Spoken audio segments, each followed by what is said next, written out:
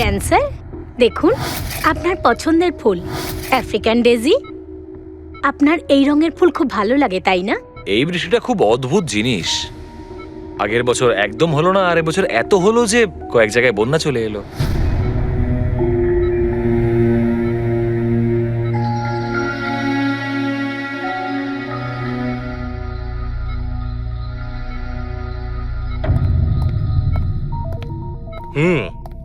বাবা, তোমার এই স্টুডেন্টরা তাদের ভালোবাসায় তোমাকে বিগড়ে দিচ্ছে খালি, তাই না? তোমার তো খুব ভালোই লাগছে। জিজ্ঞাসা করা যাক, কি হলো বলো?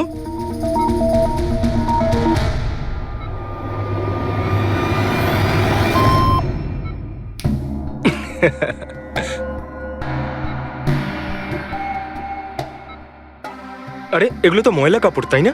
দিন, এটা আমাকে দিন। ভাই, আমি আসছি।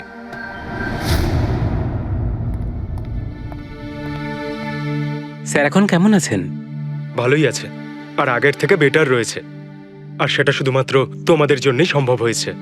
যদি তোমরা এখানে রোজ না আসতে, তাহলে হয়তো উনি সুস্থ হতে পারতেন না। আরে দাদা, এভাবে বলো না। স্যার তো আমাদের কাছে মা বাবার থেকেও বড়। একদম ঠিক। আর আমরা জীবনে যা কিছু শিখেছি সবকিছু স্যারের জন্যই হয়েছে। হ্যাঁ, এইভাবে তোমরা যদি আমাদের পাশে এসে না দাঁড়াতে, হয়তো আমরা দুজন এইভাবে বাবার দেখাশোনা করে উঠতে পারতাম না।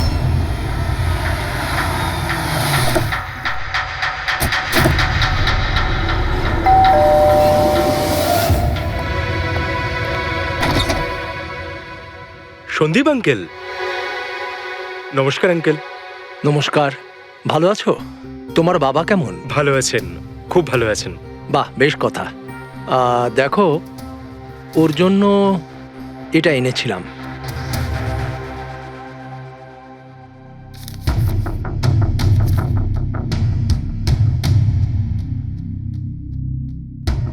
আঙ্কেল, 25 লাখ টাকার check?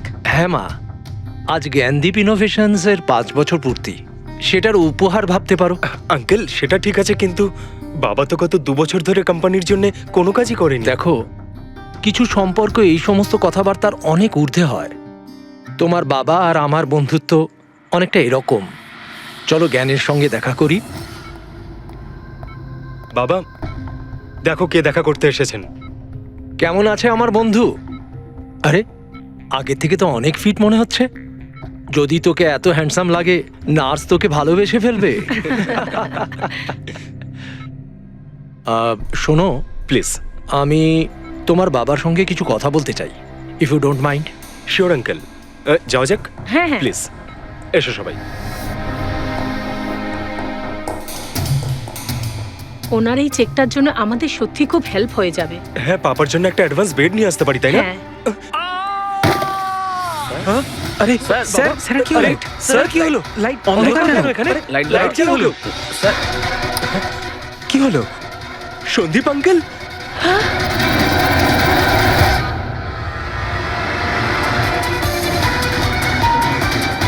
I think he is dead. Gyan sir, আপনি ঠিক আছেন তো? এই ছুরিটা ক্যান্সারের হাতে?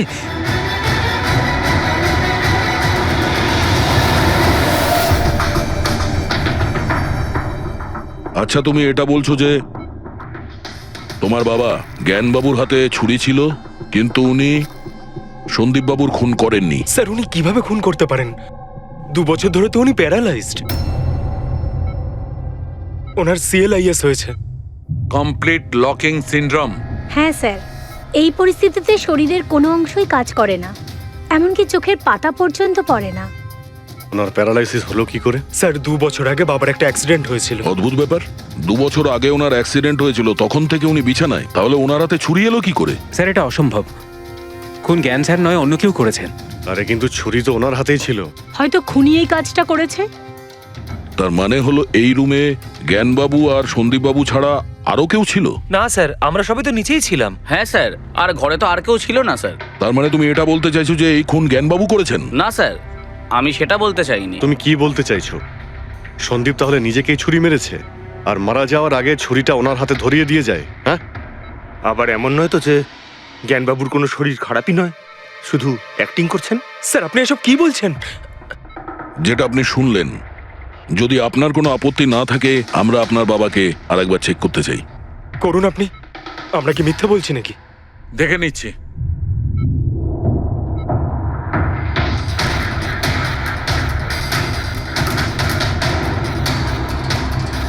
এনার তো পায়ের মাংসপেশিগুলো টোটাল অ্যাট্রোফিক হয়ে গেছে। তার মানে? মানে এক কথায় বলতে পারো যে পায়ের মাংসপেশিগুলো একদম ওই শিথিল হয়ে গেছে। উনি যদি চানও তাহলে 1 ইঞ্চিও এই খাট থেকে নড়তে পারবেন না। স্যার, এবার তো আপনাদের বিশ্বাস হয়েছে তাই না, যে আমার বাবা নাটক করছে না? এটা তো একদম শিওর যে ওই সময় তৃতীয় কেউ ছিল এখানে। আচ্ছা, এই উনি আবার জানালা দিয়ে আসেনি তো? পঙ্কজ, ফ্রেডি, তোমরা জানালার আশপাশটা ভালো করে চেক করে দেখো তো কোনো প্রমাণ পাওয়া যায় কিনা। স্যার, অদ্ভুত ব্যাপার, প্রথমবার এইরকম হলো যে খুনির সাক্ষী এখানে রয়েছে কিন্তু সাক্ষ্য দিতে পারবেন না। সেটা পাওয়া যেতে পারে স্যার, সাক্ষ্য কি করে পাবো? এই মেশিনের সাহায্যে, যার নাম হলো BCI, ব্রেন কম্পিউটার ইন্টারফেস। এই মেশিনটা প্যারালাইজড পেশেন্টদের অনুভবগুলোকে বুঝতে সাহায্য করে। অদ্ভুত ব্যাপার, এটা কি সম্ভব? নিশ্চয়ই সম্ভব স্যার।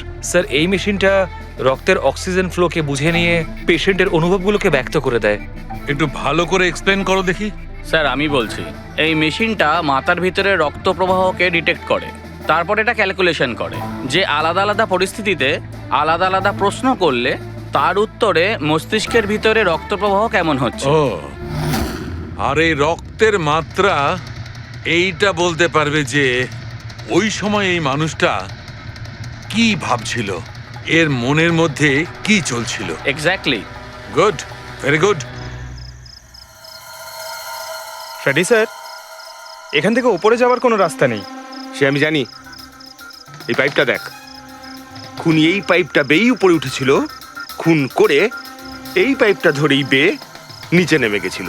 আর ওই ভাঙা টপটা দেখতে পাচ্ছিস, ওইটার উপরই পড়ে দৌড়ে পালিয়েছিল। চলুন স্যার, নিচে গিয়ে দেখি। চল।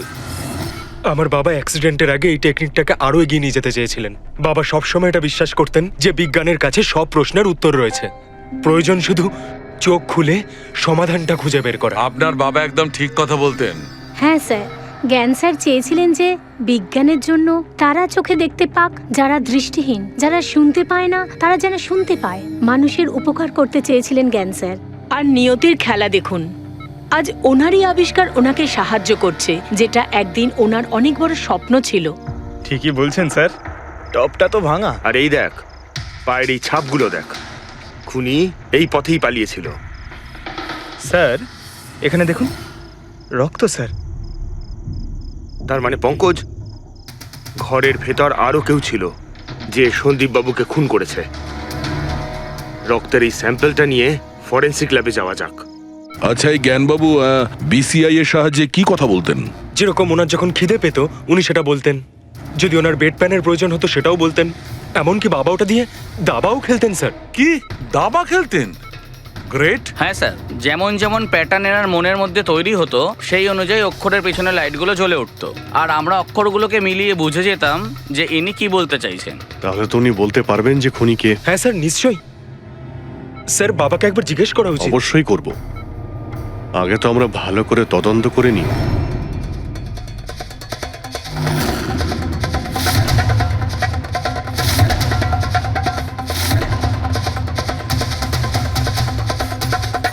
সারিকা, ছুরির মধ্যে কিছু পেলে?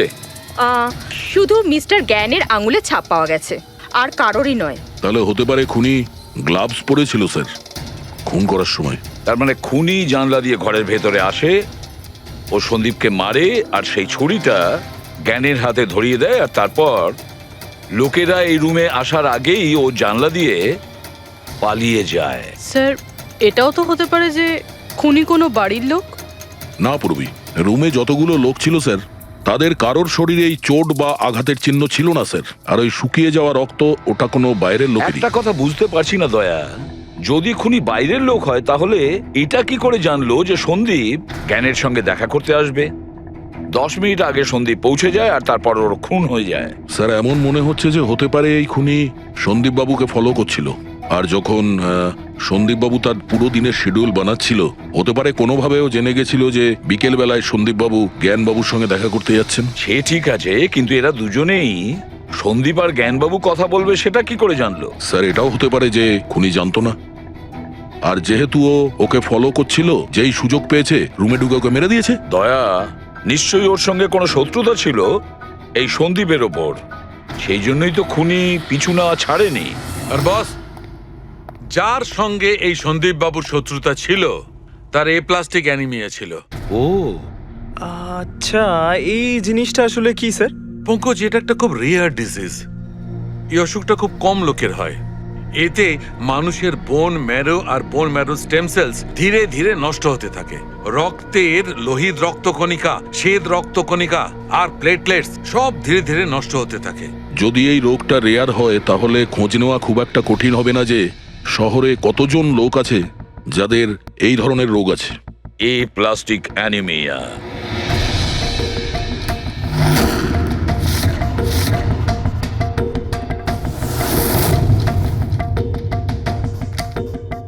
হ্যাঁ দা, কিছু পেলে? হ্যাঁ স্যার, এই শহরে সব মিলিয়ে ৪৫ জন লোক আছে যারা এই রেয়ার অসুখে ভুগছে স্যার। তাদের মধ্যে ১৬ জন তো দেশেই নেই। তার মানে বাকি রইল ২৯। তাদের মধ্যে ১৪ জন এমন লোক আছে যারা বয়স্ক, মানে উঁচু ব্যালকনি থেকে লাফাতে পারবে না। বাকি রইল ১৫। তাদের মধ্যে ৭ জন বাচ্চা আছে যাদের বয়স ১২ বছরের কম। তাহলে বাঁচলো ৮ জন। হ্যাঁ স্যার, আর ৮ জনের মধ্যে তো ৪ জন এমন আছে স্যার যারা অনেক বেশি মোটা স্যার। এই দেখুন, ও, এরা না ওই ব্যালকনিতে উঠতে পারে না লাফাতে পারে। অসম্ভব স্যার। তার মানে দয়া, আমাদের কাছে সাসপেক্ট ৪ জন। ৪ জন সাসপেক্ট। হ্যাঁ স্যার। নাম কি তাদের? স্যার, লীলা, রমেশ, সুনীল আর হেমন্ত। নীলা, রমেশ, সুনীল আর হেমন্ত। রবি, স্যার, একটু দেখো তো আমাদের ক্রিমিনাল ডেটাবেসে কোনো পুরনো পাপি কিনা।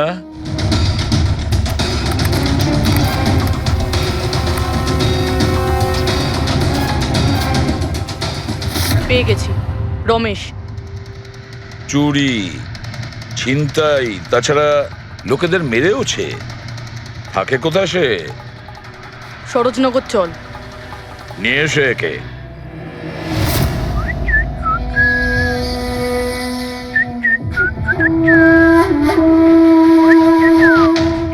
মালা, একটা ফুলের মালা আমাকেও একটু পরাও। আচ্ছা বলো, বিয়ে কবে করছো? বিয়ে? আর তোকে? আমার এতটাও খারাপ সময় আসেনি যে তোকে বিয়ে করতে হবে। কেন? তুই এতটাই খারাপ দেখতে যে তোর বাড়ির আয়না ভয় পেয়ে যায় তোকে দেখে।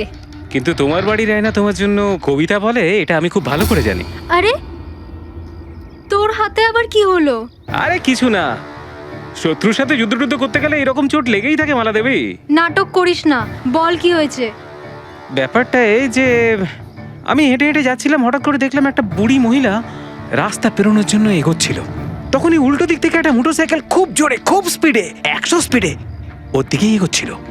যখনই মোটরসাইকেল ওই বুড়ি মহিলাকে ধাক্কা মারতে যাচ্ছিল, মাঝখানে পৌঁছে গেলাম আমি আর বাঁচিয়ে নিলাম ওকে। আচ্ছা, তুই এতটাই সাহসী? আমি কি কি ভালো পারি সে ব্যাপারে তো তুমি এখনো জানোই না। আচ্ছা বল, আর কি কি গুণ আছে তোর মধ্যে? আমার ভালো গুণগুলো হলো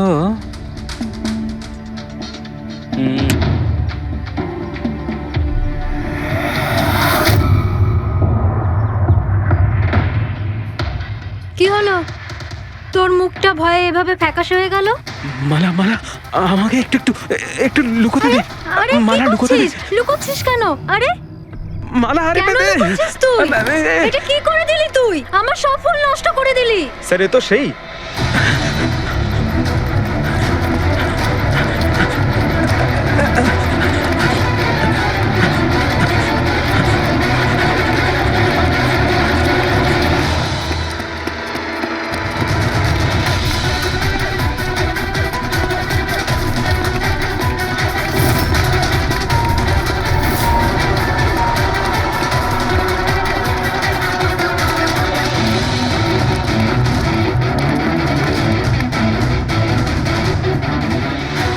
পালিয়ে গেছে মনে হয় স্যার। যাবেটা কোথায়?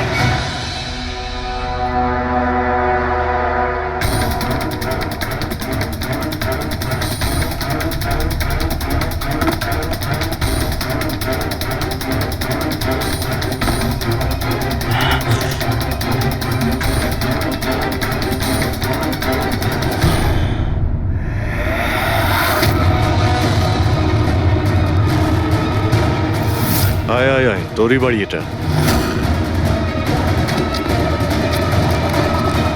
দৌড়াচ্ছিস কোথায়? হ্যাঁ, সিআইডি থেকে পালানো তো সহজ নয়। আমার একটা গুণ আছে, যখন আমি রেগে যাই তখন অপরাধীর খারাপ সময় শুরু হয়ে যায়। এর তো খারাপ টাইম শুরু হয়ে গেছে স্যার। এসব কোথা থেকে নিয়ে এসেছিস? হ্যাঁ, আনিনি স্যার, নিজে বানিয়েছি। এই মেশিনটা তুই বানিয়েছিস? দেখে তো মনে হচ্ছে চাও ঠিক করে বানাতে পারিস না, মেশিন বানিয়েছিস। কোথা থেকে চুরি করেছিস? না স্যার, আমি চুরি করিনি। শুধু চুরি করিসনি, খুনও করেছিস তুই। খুন? কার sir? D117 MG road, Sundarnagar. এখানে গেছিলি তো তুই? তোর হাতে আঘাত লেগেছে না? তোর এই রক্ত আমরা ওখানে পেয়েছি। আমার ছিল না স্যার। তোরই ছিল। তুই যে হসপিটালে ট্রিটমেন্ট করিয়েছিলি সেখানেই ম্যাচ করে গেছে। মাঝার কোনো রাস্তা নেই? না, সোজা ফাঁসি। চুরির জন্য ফাঁসি দিয়ে দেবে? চুরি নয়, খুন। সন্দীপের খুন। না স্যার, আমি কোনো খুনই করিনি। আমি তো শুধু ওখানে চুরি করতে গেছিলাম। তুই একে খুন করিসনি? হে ভগবান, কি বিপদে পড়লাম। মায়ের দিব্যে বলছি স্যার, আমি কোনো খুন করিনি। আমি তো খবর পেয়েছিলাম যে ওখানে একটা লোক থাকে যার প্যারালাইসিস হয়ে গেছে। চুরি কোথায় করতে হবে সেটা ভালো করে জেনে নিয়ে আমি ওখানে শুধু চুরি করতে গেছিলাম। আমি ওখানে শুধু এই কারণেই গেছিলাম। আমি তোকে চিনিও না, কেন মারবো? কারণ সন্দীপ তোকে চুরি করার সময় দেখে ফেলে, তাই একটা অপরাধ লুকোতে গিয়ে আরেকটা করে ফেলেছিস। হ্যাঁ, এই কথাটা সত্যি স্যার, যে আমি ওখানে গেছিলাম আর সন্দীপ আমাকে দেখে চিৎকারও করেছিল। ওর চিৎকার শুনে আমি ভয় পেয়ে গিয়ে পালিয়ে এসেছিলাম। তাহলে তোর লাগলো কি করে? এটা যখন সন্দীপ চিৎকার করলো তখনই লাইট চলে গেছিল আর অন্ধকারে আমি নিচে লাফালাম। ওই লাফাতে গিয়ে চোট লেগে গেছে। ওই রুমের মধ্যে তুই ছাড়া সেই সময় আর কেউ ছিল না। তুই খুন না করলে কে খুন করবে? না স্যার, আমি ছাড়া অন্য কেউ ছিল ওখানে। কে?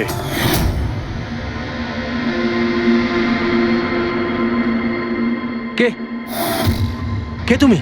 হ্যাঁ, অন্ধকারে মুখটা তো ঠিক দেখতে পাইনি, তবে ওর ঘড়িটা চকচক করছিল। ঘড়ি? সন্দীপ তো কোনো ঘড়ি পড়েছিল না। স্যার, ও মিথ্যে বলছে। কোনো মানুষ ছিল না, কোনো ঘড়ি ছিল না। কেউ ছিল কি ছিল না তার উত্তর তো ওই দিতে পারবে। জ্ঞান, উনি আজ কেমন আছেন? স্যার আগের থেকে বেটার, কিন্তু আজকে কিছু জিজ্ঞাসা করতে চান ওনাকে? শুরু করি। শিওর স্যার, কিন্তু আপনারা যা জিজ্ঞেস করতে চান একটু স্লোলি জিজ্ঞাসা করবেন স্যার, যাতে উনি আপনাদের এক একটা শব্দ বুঝতে পারেন স্যার। হ্যাঁ, জ্ঞানবাবু, এ রমেশ, এ একজন চোর। যে রাতে সন্দীপ বাবুর খুন হয়েছিল ও এখানে চুরি করতে এসেছিল।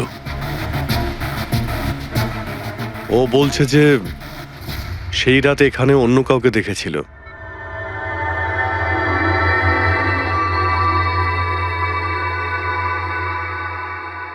রমেশ, ওই রাত্রে তুমি যেখানে দাঁড়িয়েছিলে সেখানে গিয়ে দাঁড়িয়ে যাও। হ্যাঁ স্যার। স্যার, আমি এই দিক দিয়ে ঢুকেছিলাম আর এখানে এলাম, আর তারপর আমি এদিকে দেখলাম, আর যখনই আমি এখানে পৌঁছালাম দেখলাম সন্দীপ ওখানে দাঁড়িয়ে আছে। আমি ভয় পেয়ে পেছন দিকে ঘুরলাম আর তখনই কারেন্ট চলে গেল।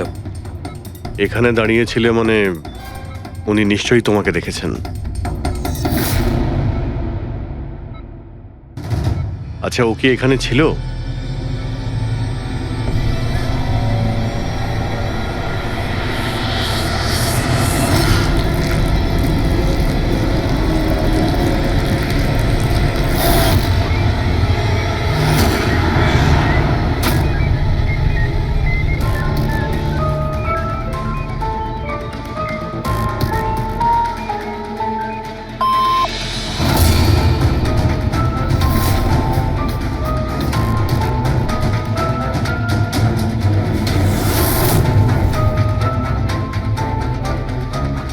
আচ্ছা, রমেশই কি খুন করেছিল?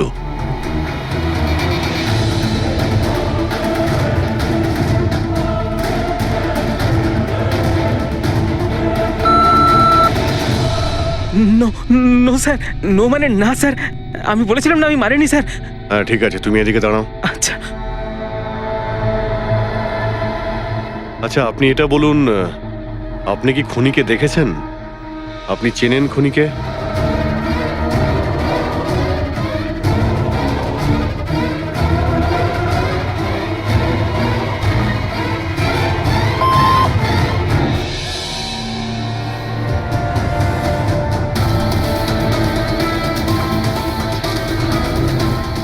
আচ্ছা, খুনি এই মুহূর্তে এই রুমে আছে?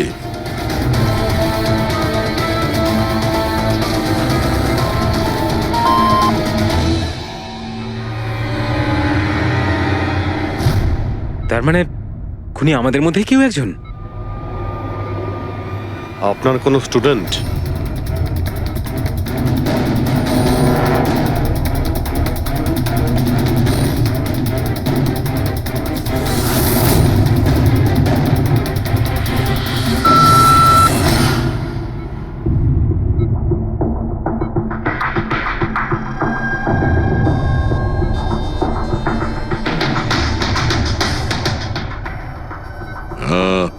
নার্স কিংবা ওয়ার্ড বয়? এসবের মধ্যে আপনারা আমাকে কেন টানছেন? আপনি যদি কিছু করেই না থাকেন, আপনি ভয় পাচ্ছেন কেন?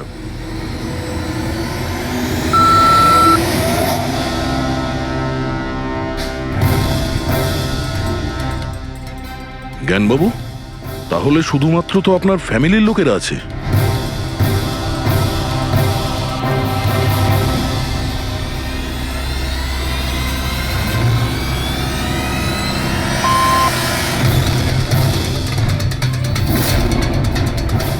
কি বাবা, তুমি এসব কি বলছো? হ্যালো, রিল্যাক্স, ওখানে দাঁড়িয়ে থাকো।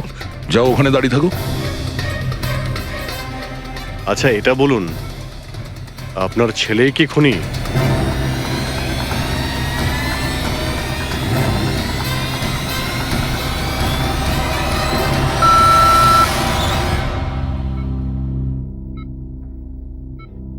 এখন তো শুধু আমিই আছি, কিন্তু আমি এই খুন করিনি। জ্ঞানবাবু, আচ্ছা জ্ঞানবাবু, রিনা খুনি?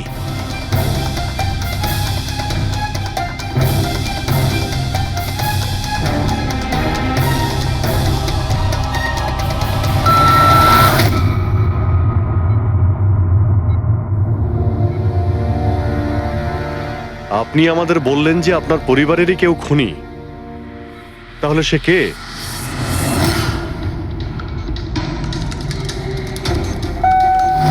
M M?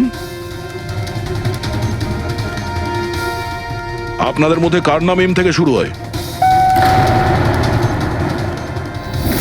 M E me, মানে উনি?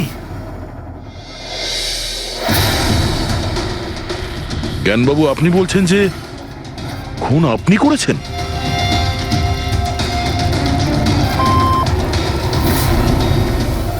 বুঝতে পারছি না ইনি কেন আমাদের সঙ্গে এরকম খেলা খেলছেন। কালকের কাগজে হয়তো আসবে যে সিআইডি নাকি খুনের অপরাধে এমন লোককে অ্যারেস্ট করেছে যে নাকি প্যারালাইসিস হয়ে পড়ে আছে 2 বছর ধরে। খুনি নিশ্চয়ই জ্ঞানবাবুর আশেপাশের কেউ। উনি ওকে বাঁচানোর চেষ্টা করছেন, জানি না কেন। সমস্ত অভিযোগ উনি নিজের মাথায় নিচ্ছেন। যদি সে আপন কেউ হয় তাহলে সেই ছুরি ওনার হাতে কেন দিতে যাবে? অন্য কারোর হাতে দিত, যাকে সহজেই বিশ্বাস করা যেত। আর কারোর ওপর যদি দোষ চাপানোরই হয়, তাহলে জ্ঞানবাবু ওকে বাঁচাচ্ছেন কেন, যখন এই সন্দীপবাবু ওনার খুব ভালো বন্ধু, ভাইয়ের থেকে? সেটাই তো, সব থেকে বড় বন্ধু, ভাইয়ের থেকেও বড় বন্ধু। কিছু তো একটা গোলমাল আছে। এ কি সত্যিই বন্ধু নাকি শত্রু? জ্ঞানবাবুর ছেলে বলছিল সন্দীপবাবু ওনাকে 2 বছর ধরে টাকা পাঠাচ্ছিল, ওনার অসুখের সময় ওনার পাশে ছিল। তার উপরে স্যার, ঘটনার দিন সন্দীপ 25 লাখের চেক নিয়ে এসেছিল। ওনার ফ্যামিলি মেম্বার তো এটাই ভাববে যেটা দেখানো হয়েছে। আর সব সময় পর্দার পিছনের খেলাটা অন্য কিছু হয়ে থাকে, অন্য রকম হয়ে থাকে। কিন্তু স্যার, পর্দার আড়ালের সত্যিটা তো শুধুমাত্র জ্ঞানবাবুই জানেন, আর উনি তো সত্যি কথা বলছেনই না। জ্ঞানবাবু সত্যি কথা বলছেন না তো কি হয়েছে বস? ওর মস্তিষ্ক তো সত্যি কথা বলবে। আমার জ্ঞানবাবুর মস্তিষ্ক চাই। জ্ঞানবাবুর মস্তিষ্কটা এনে দাও, তারপর দেখবে তুড়ি মেরে খুনির কাছে পৌঁছে যাবো। ডক্টর সালুকে, এটা কি ধরনের ডিমান্ড করলেন আপনি? কারোর মস্তিষ্ক কি করে নিয়ে আসা সম্ভব? কেন হবে না ফেডরিক? এই কেসে ওনার মস্তিষ্ক তো ওকে এনে দিতেই পারি আমরা। কেননা গত 2 বছরে ওনার মস্তিষ্কে যা কিছু ঘটেছে সব বিসিআই মেশিনে রেকর্ড হয়েছে। এক্স্যাক্টলি বস, আর এই মেশিনে আমাদের বলবে যে জ্ঞানবাবুর সঙ্গে ওর কি আর কেমন সম্পর্ক ছিল। হ্যাঁ ঠিক, সব ডেটাগুলো নিয়ে এসো বিসিআই মেশিনের। আর দয়া, স্যার রমেশকে ওনাদের বাড়িতে নিয়ে যাও, আর ওখানে যে কয়জন লোক ছিল সবার ঘড়ি চেক করাও। স্যার এখনো আমাদেরকেই সন্দেহ করছেন? হ্যাঁ, আর ততক্ষণ সন্দেহ করব যতক্ষণ আসল খুনিকে পাওয়া যায়। কিন্তু জ্ঞান স্যার তো বলেই দিয়েছেন আমরা সবাই নির্দোষ, তাও আপনারা। হতে পারে উনি মিথ্যে কথা বলছেন তোমাদের মধ্যে কাউকে বাঁচানোর জন্য। তাহলে আপনারা আসল খুনিকে কিভাবে খুঁজবেন? সিআইডি এই দায়িত্ব আমাকে দিয়েছে, কেননা সেই রাতে আমি খুনির ঘড়িটা দেখতে পেয়েছিলাম। কিন্তু সেদিন তো ঘরে অন্ধকার ছিল, তুই ঘড়ি কি করে দেখলি? ম্যাডাম, এই পৃথিবীর বেস্ট চোর আমি। যে জিনিসের দিকে নজর দিই মাথায় পুরো কুষ্টি চেপে যায়। তাহলে দুনিয়ার বেস্ট চোরবাবু কাজে লেগে যান।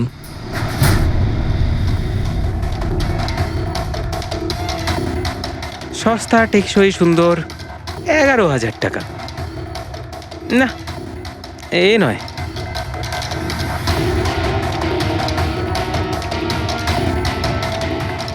না স্যার, আপনি একটু হাতটা দেখাবেন? এও নয়, এটা তো একেবারে বেকার। ও হ্যালো, বেকার এটা, 2 লাখ টাকা দাম। আরে ম্যাডাম, 2 লাখের ঘড়ির কপি, এটা ডুপ্লিকেট মাল। চোরবাজারে এর গোদাম আছে, 1500 টাকাতে আনিয়ে দেবো। হাতটা দেখি। হাত কেন কাঁপছে আপনার সকাল সকাল? না স্যার, এও নয়। স্যার অ্যাকচুয়ালি আমার নিউরোলজিক্যাল প্রবলেম রয়েছে। ছোটবেলা থেকেই আমার হাত কাঁপে, আমি কোনো কিছু ভালোভাবে ধরতে পারি না। পঙ্কজ, একটু ওই পেনটা দাও ওকে।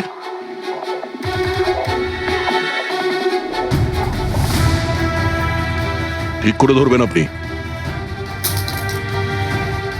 এ তো পেনটাও ধরতে পারছে না। স্যার অ্যাকচুয়ালি জ্ঞান স্যার আমার এই প্রবলেমটাই সলভ করতে চেয়েছিলেন। উনি এর সাথে রিলেটেড রিসার্চও করছিলেন, কিন্তু হয়তো ভাগ্যের সম্মতি ছিল না এতে। আর জ্ঞান স্যারের গাড়ির অ্যাক্সিডেন্ট হয়ে গেল। ভরসা রাখো, এর কোনো না কোনো চিকিৎসা তো হয়েই যাবে। তুমি দেখো বাকিদের ঘড়িগুলো। না স্যার, এদের মধ্যে কারোর ঘড়িই নয়। কারোর কাছেই নেই? হতে পারে খুনির কাছে একের থেকে বেশি ঘড়ি আছে। ওই দিন ও যে ঘড়িটা পড়েছিল আজ ওটা পড়েনি। হায় ভগবান, আপনি এখনো সন্দেহ করছেন? পঙ্কজ, এই রমেশকে নিয়ে যাও। পৃথিবীতে যত ঘড়ি আছে, যত মডেলের রয়েছে, সবগুলো দেখাও ওকে। স্যার, যত ঘড়ি আছে, যত মডেল আছে, সব? তবেই তো জানা যাবে খুনি কোন মডেলের ঘড়ি পড়েছিল। এক মিনিট, একটু এদিকে আয়, এদিকে আয়।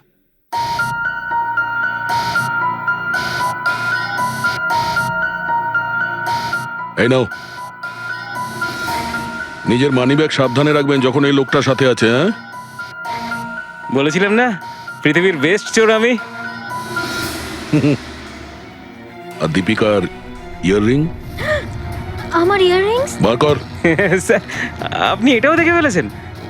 সিআইডি থেকে কিছু লুকোনো যায় না। হ্যাঁ, যা। আয় বেস্ট চোর, এদিকে আয়। আপনারা এটা বলুন যে এই জ্ঞানবাবু আর সন্দীপের মধ্যে কোনো কি প্রবলেম চলছিল? স্যার খুব ভালো সম্পর্ক ছিল। তাহলে জ্ঞানবাবু সন্দীপবাবুর খুনের অভিযোগ নিজের মাথায় নিলেন কেন? ওনাদের দুজনের ভেতরে কোনো টেনশন হয়েছিল? না স্যার, কোনো টেনশন তো ছিল না, কিন্তু একটা বিষয় নিয়ে তর্ক হচ্ছিল। অ্যাক্সিডেন্টের ঠিক আগে ওনার বিসিআই মেশিনটা একটা পয়েন্টে এসে আটকে গেছিল, আর কোনো রকম সলিউশনও পাওয়া যাচ্ছিল না। এই জন্য জ্ঞান স্যার সবসময় বিরক্ত থাকতেন আর খুব রাগও করতেন। হ্যাঁ স্যার, যখন সন্দীপ আঙ্কেল বাবাকে বলেছিলেন যে আপনি চিন্তা করবেন না, দেখবেন সব ঠিক হয়ে যাবে, তখন বাবা ওনার উপরও রেগে গেছিলেন। হ্যাঁ স্যার, এর জন্য হয়তো উনি জোরে গাড়ি চালাচ্ছিলেন আর অ্যাক্সিডেন্টটা হয়ে গেছে। এক মিনিট। যদি এই অ্যাক্সিডেন্টটা বিসিআই মেশিন তৈরি হওয়ার আগেই হয়েছিল, তাহলে এই বিসিআই মেশিনটা কাজ করছে কি করে? স্যার সন্দীপ আঙ্কেল সেটা কমপ্লিট করেছিলেন। সন্দীপ বাবু? কিন্তু উনি তো কোনো সায়েন্টিস্ট ছিলেনই না। হ্যাঁ, কিন্তু জানি না স্যার, সন্দীপ আঙ্কেল ওই মেশিনের সব সমস্যাগুলো ঠিক করে দিয়েছিলেন স্যার। আর বাবার অ্যাক্সিডেন্টের 1 মাস পরেই ওটা কাজ করতে শুরু করে দেয়, আর প্রজেক্টও সাকসেসফুল হয়েছে স্যার। অদ্ভুত ব্যাপার, এটা কি করে হতে পারে? একজন নন সায়েন্টিস্ট এরকম কমপ্লিকেটেড মেশিন কি করে চালু করতে পারে, যেটা ওনার মতো বৈজ্ঞানিকই শুরু করতে পারেননি? বোধহয় আন্দাজি করে ফেলেছিলেন।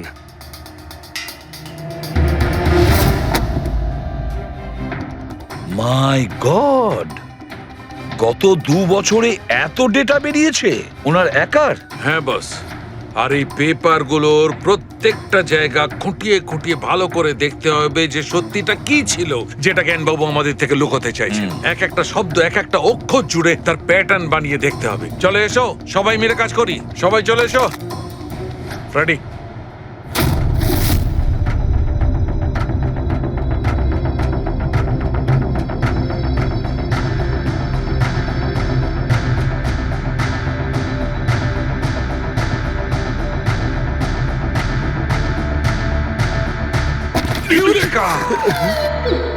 কি হলো স্যার?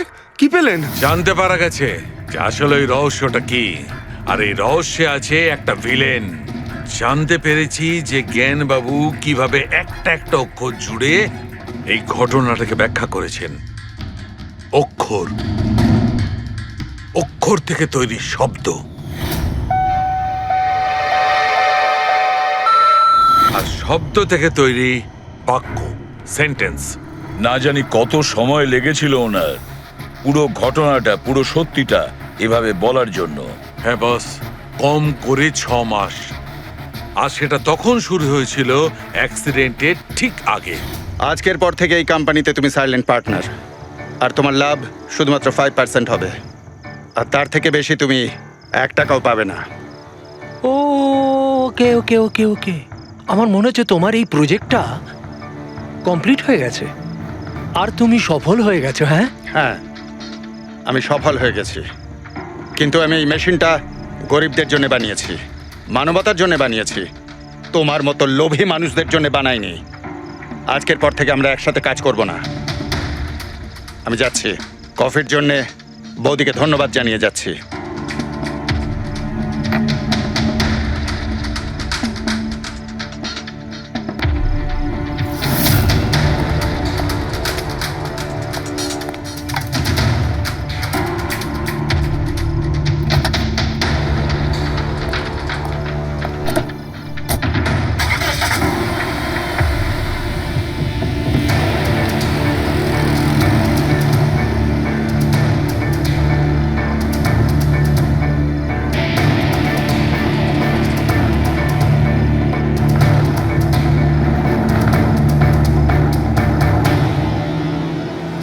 এ কি হলো?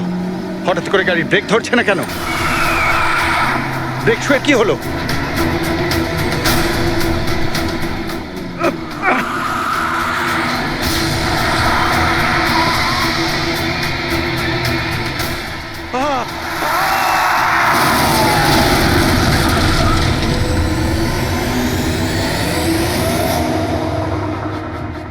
এবার বুঝতে পেরেছো আমাকে ঘাঁটানোর পরিণাম?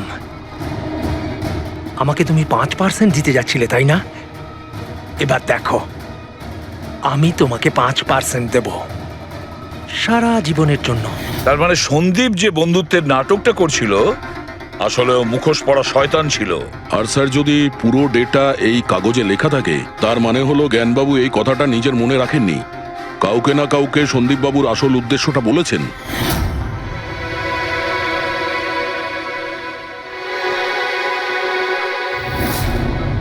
আর উনি এ ব্যাপারে যে বা যাকে সত্যিটা বলেছিলেন সেই হলো অপরাধী, সেই হলো সন্দীপের খুনি।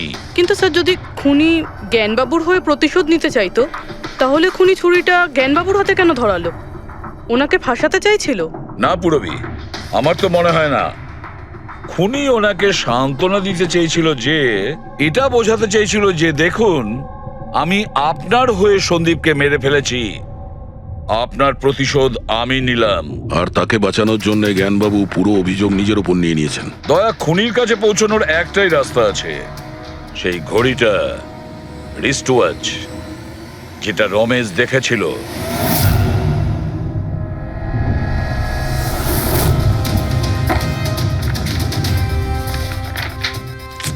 আরে ভাই, তাড়াতাড়ি কর, এত সময় নেই আমাদের কাছে।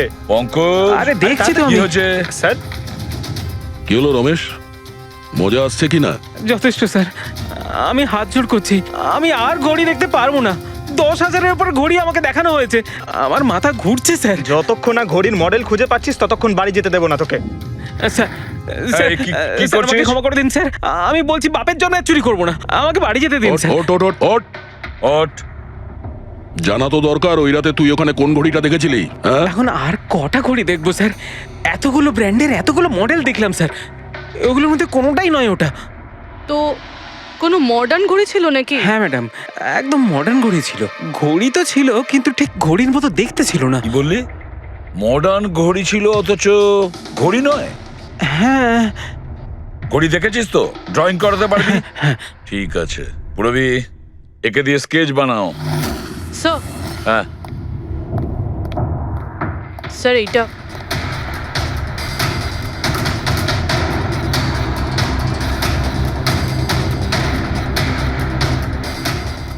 মাই গড, কি হলো? 1 মিনিট বস, একদম জ্যাকপট লেগে গেছে। রমেশ, এদিকে এসো। ওকে। মন দিয়ে দেখো, এই ঘড়িটাই ছিল। এটাই ছিল, একদম এটাই ছিল স্যার। এটা কিরকম ঘড়ি স্যার? চুরি করলে কত পয়সা পাবো? পয়সা নয়, টাকা পাবে, লাখ লাখ টাকা। এত দামি ঘড়ি এটা? ঘড়ি নয়, এটা স্যাটলা বলে একে, স্যাটলা। স্যাটলা? এবার খুনি কে সেটাও আমি বলতে পারি। কে এই খুনি? সে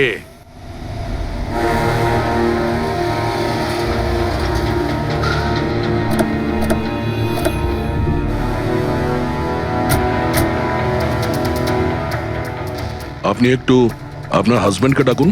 কিন্তু আপনারা কারা? আপনি ডাকুন না ওনাকে, উনি চেনেন আমাদের। সোনু, সোনু একটু বাইরে এসো, কারা দেখা করতে এসেছে?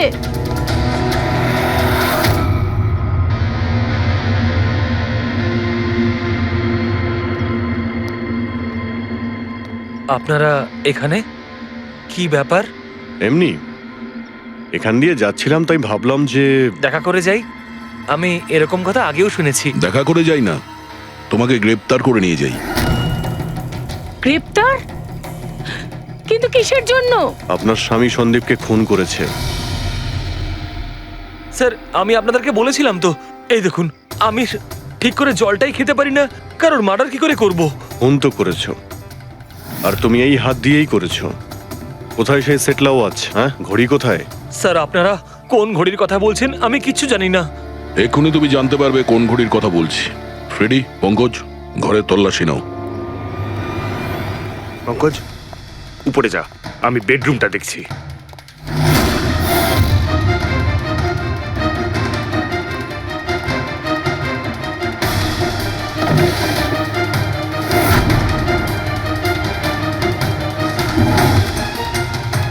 কিচ্ছু নেই।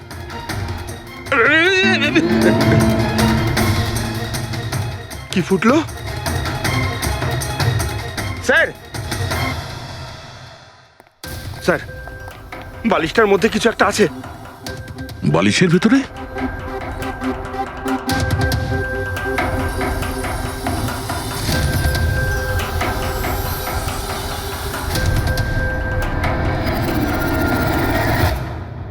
তাই তো, ঘড়ির মতো দেখতে। হ্যাঁ। এই ঘড়িটা কার? আর এই বালিশের ভেতরে কি করছে? আমি কি করে জানবো? যে দোকানদারের থেকে বালিশটা কিনেছিলাম তারই হবে। পড়ো এটা। স্যার, আমি কারোর ঘড়ি কেন পড়তে যাবো স্যার? তুমি এটা পড়বে নাকি অ্যারেস্ট করবো আমরা? অভিজিৎ, একটা কাজ করি, আগে আগে ঘড়ি পরাই, হাত করা তো নিজের থেকেই লেগে যাবে। হ্যাঁ, নাও ওই ঘড়িটা খোলো। স্যার,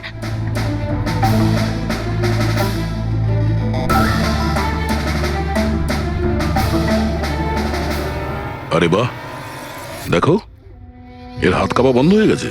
হ্যাঁ স্যার, তো চমৎকার হয়ে গেল, এর হাত কাঁপা থেমে গেল। এটা কোনো চমৎকার নয়, এটা সায়েন্স। এবার দেখো এই ঘড়িটা পরার পরে সোনু কত সহজে খুন করতে পারে।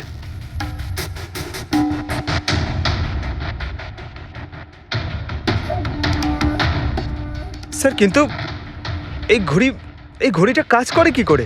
এটাকে সেটলা বলে পঙ্কজ। মোশন সেন্সর আর আর্টিফিশিয়াল ইন্টেলিজেন্স টেকনিক দিয়ে বানানো হয় এই ঘড়ি, কারণ ওর মতো যাদের এই রোগ আছে তাদের জন্য, মানে যাদের হাত কাঁপে। শুধু একটাই উদ্দেশ্য ছিল আমার, প্রতিশোধ আর প্রতিশোধ। জ্ঞান স্যার আমাকে বিসিআই এর সাহায্যে সবকিছু বলে দিয়েছিলেন। আপনাকে কথা দিচ্ছি স্যার, আপনার শত্রুদের শাস্তি দিলেই আমি একটু শান্তি পাবো। এটা আমার তরফ থেকে ছোট্ট গুরুদক্ষিণা মনে করতে পারেন। সেদিন কোম্পানির অ্যানিভার্সারি ছিল আর আমি জানতাম যে সন্দীপ ওখানে নিশ্চয়ই আসবে। প্রত্যেকবারের মতন জ্ঞান স্যারের সাথে ও ওটাই করবে। জ্ঞান স্যারের সাথে কথা বলার আগে ও সবাইকে বাইরে বের করে দিত, যাতে ও স্যারকে অপমান করতে পারে। কিন্তু এইবারে ও এটা জানতো না যে মৃত্যু ওর জন্য অপেক্ষা করছে। আজ আমাদের কোম্পানির 5 বছর পূর্তি। যখন বাড়ির প্রত্যেকে রুমের বাইরে এক এক করে চলে গেল, তখন ওদের খেয়াল ছিল না যে আমি ওদের সাথে নেই। দেখো আমি কেমন বন্ধু। A promise is a promise my friend, and you know as I কে কে তুমি? হ্যাঁ, আর তারপরে আমি কারেন্ট অফ করে দিই আর জ্ঞান স্যারের সামনে আমি ওকে মেরে ফেলি। আর তারপরে আমি ফিঙ্গারপ্রিন্ট মুছে ফেলে জ্ঞান স্যারের হাতে ছুরিটা ধরিয়ে দিই। আর বাকিরা সবকিছু জানার আগেই আমি সবার মধ্যে দাঁড়িয়ে পড়ি। তুমি প্ল্যানটা তো ভালোই করেছিলে, কিন্তু কপালটাই খারাপ। রমেশ ওখানে আসে চুরি করতে, আর ও তোমার এই ঘড়ি দেখে নিয়েছিল। এমনিতেও স্যার কিছুই লুকিয়ে রাখা যায় না। রমেশ না এলেও আজ নয় কাল আমাকে আপনারা ধরেই ফেলতেন। তুমি যখন সবকিছুই বোঝো, তাহলে এরকম অপরাধ কেন করলে? জ্ঞান স্যারের ঋণ শোধ করতে। এটা শুধু ঘড়ি নয়, আমার মতো মানুষের কাছে এটা নতুন জীবন, যে জীবনটা জ্ঞান স্যার উপহার দিয়েছিলেন।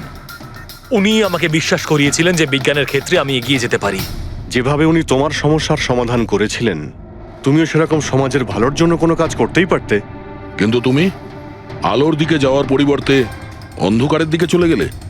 আর এমন অন্ধকূপে পৌঁছলে যেখানে আসার কোনো আলোই নেই।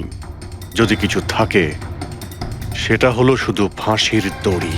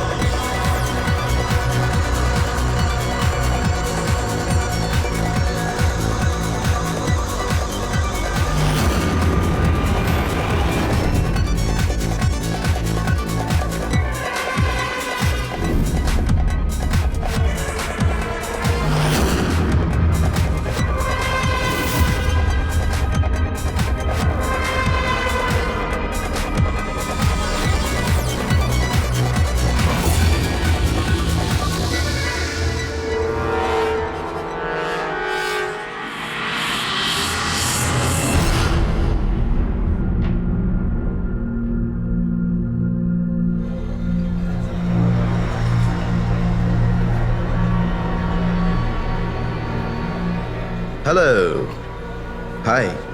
তো আপনি এখানে একাই আছেন দেখছি। গ্রেট, আমিও একা। ইয়া, তাহলে বলুন। আমার তো ইন্ডিয়ান ক্লাসিক্যাল মিউজিকটা ভীষণ পছন্দের। আপনিও ইন্ডিয়ান ক্লাসিক্যাল মিউজিক পছন্দ করেন? হ্যাঁ, ইয়েস। আমিও ছোটবেলা থেকে পছন্দ করি।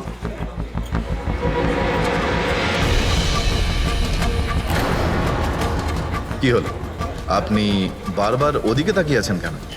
আপনার মতো সুন্দরী আরো কেউ আসতে চলেছে নাকি এখানে? হ্যাঁ, না না না, এমনি। Excuse me. Yeah, sure.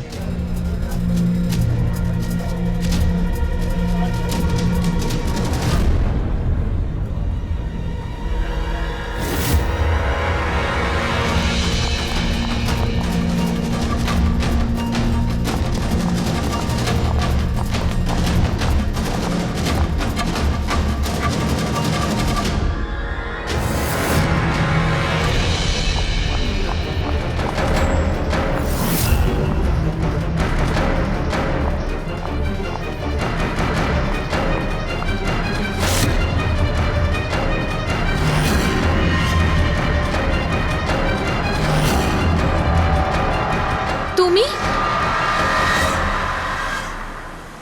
আরে বেবি, শোনো, আমার কথাটা বোঝার চেষ্টা করো তুমি।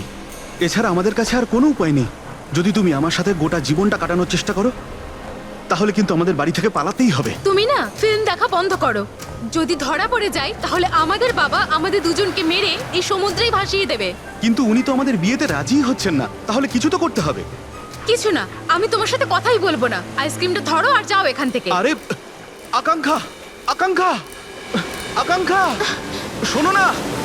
আকাঙ্ক্ষা, আকাঙ্ক্ষা শোনো। আকাঙ্ক্ষা, আরে আকাঙ্ক্ষা, আরে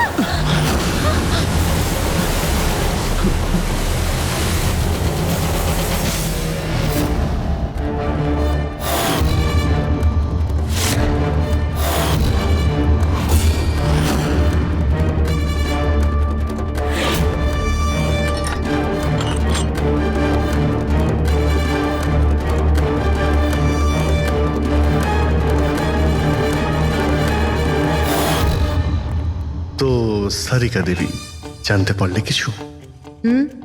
সবকিছু। তাহলে বলে ফেলো, দেরি করে আর। ভাই, আমিও তো আছি। আচ্ছা, তাহলে আপনি শুরু করে দিন। আমিও শুরু করব। হ্যাঁ, নিশ্চয়ই। হ্যাঁ, গুড।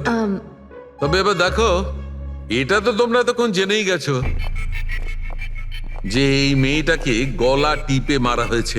এর গলার চিহ্নটা দেখে তো তোমরা বুঝতেই পেরেছো, তাই না? হ্যাঁ ডক্টর, আমরা জানি একে গলা টিপেই খুন করা হয়েছে। হ্যাঁ হ্যাঁ, ওর মৃত্যু গলা টেপার জন্যই হয়েছে। আর গলা কোনো বেল্ট দিয়ে টেপা হয়েছিল। সেটা কি করে জানা গেল? দেখো, এর গলার ওপর যে চিহ্নটা রয়েছে সেটা তো এই রকম চওড়া, আর মন দিয়ে দেখো কোথাও কোথাও গাঢ় আছে আর কোথাও কোথাও হালকা। আর যদি কোনো দড়ির মতো কিছু দিয়ে করা হতো তাহলে এই চিহ্ন এত চওড়া হতো না, এই বেল্টের মতো। আর পুরো গলাটাতে একই ধরনের হতো, কোথাও হালকা আর কোথাও গভীর, এরকম নয়। এক্সিলেন্ট, কি অসম্ভব ইন্টেলিজেন্ট আপনারা। ডক্টর সালুখে, পরের জন্মে আমি ফরেনসিক এক্সপার্টই হব। আরে ভাই ফ্রেডি, তুমি পরের জন্মের কথা কেন বলছো? এই জন্মটাই তাকে সামনে নাও না। আরে পরের জন্মের কথা ভাবছে। হ্যাঁ, আমি কি যেন বলছিলাম? আরে আপনি ওই গলা বেল্ট, বেল্ট গলা ওই। হ্যাঁ, বেল্ট বেল্ট। দেখো, বেল্ট দিয়ে এইভাবে গলাটা চেপে ধরেছে, আর পরে একে পেছন থেকে মাথার পেছন দিকে কোনো ভারী জিনিস দিয়ে আঘাত করা হয়েছে। ডক্টর সালুখে, খুনি যদি একে গলা টিপেই মেরে থাকবে তাহলে পেছন থেকে মাথায় বাড়ি মারলো কেন? আরে ভাই, খুনি চাইনি যে যে কোনো ভাবেই হোক মেয়েটা যেন বেঁচে না যায়। কখন মারা গিয়েছিল? রাতে 12টা থেকে 2টোর মধ্যে। রাত 12টা থেকে 2টো? এত রাতে এই মেয়েটা কি করছিল? স্যার, হতে পারে যে এ কোনো কল সেন্টারে কাজ করে, নাইট শিফটে। তাছাড়াও এর আইডেন্টিটি তো আমরা জানতে পারিনি। না না, এরকম মনে হচ্ছে না যে ও কল সেন্টার থেকে আসছিল। মেয়েটার জামা কাপড় দেখে মনে হচ্ছে হয়তো কোনো পার্টির থেকে আসছিল, আর বাড়ি ফেরার সময়। ঠিক ঠিক, সারিকা একদম ঠিক কথা বলছে। এ কোনো পার্টিতেই গেছিল, কারণ এর পেট থেকে আমরা মেক্সিকান ফুডের পার্টিকেলস পেয়েছি আর কফি। মেক্সিকান খাবার? হ্যাঁ, এসো আমি দেখাচ্ছি, এসো। এই দেখো, এইগুলো আমরা টেস্ট করেছি, আর এর দ্বারাই জানতে পেরেছি ওই যে ফুড ছিল সেটা মেক্সিকান ফুড ছিল। কি কি খেয়ে থাকতে পারে এই মেয়েটা? অ্যাভোকাডো, টমেটো, পেঁয়াজ, চিপস, আর ও হয়তো কফিও খেয়েছিল, কারণ আমরা ভেজিটেবল অয়েল আর পর্নেরও অংশ পেয়েছি। আর একটা সবচেয়ে বড় কথা, এর খাবারের মধ্যে আমরা নাইট্রোজেনের ট্রেসেসও পেয়েছি। অদ্ভুত ব্যাপার, খাবারে নাইট্রোজেন? হ্যাঁ ফ্রেডি, আজকাল ট্রেন্ডটাই এইরকম পড়েছে। সবাই আজকাল এই ধরনের সায়েন্টিফিক খাবারই খাচ্ছে। হ্যাঁ, তো এই মেয়েটা এমন একটা রেস্টুরেন্টে খাবার খেয়েছিল যেখানে সায়েন্টিফিক ভাবে মেক্সিকান খাবার বানানো হয়, যা শরীরের পক্ষে খুবই ভালো। এমন রেস্টুরেন্ট তো শহরে খুব বেশি থাকার কথা নয়।